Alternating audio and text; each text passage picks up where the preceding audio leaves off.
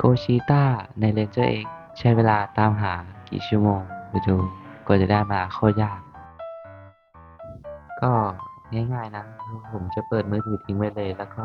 ปล่อยออโต้คลิกไว้ให้มันรันไปเรื่อยๆจนกว่าจะได้ก็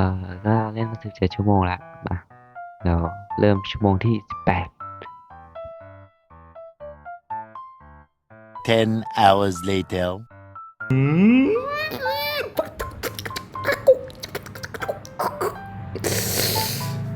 โอ้ my god โกทูล็อบบี้เลยจ้าเอาค้างเลยทีนี้ไม่ได้มาแล้ว มาดีกว่าอ๋อเอ้ย ก็ไม่นานนี่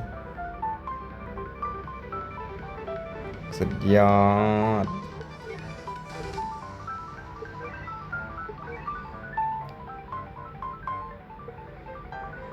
จริงๆ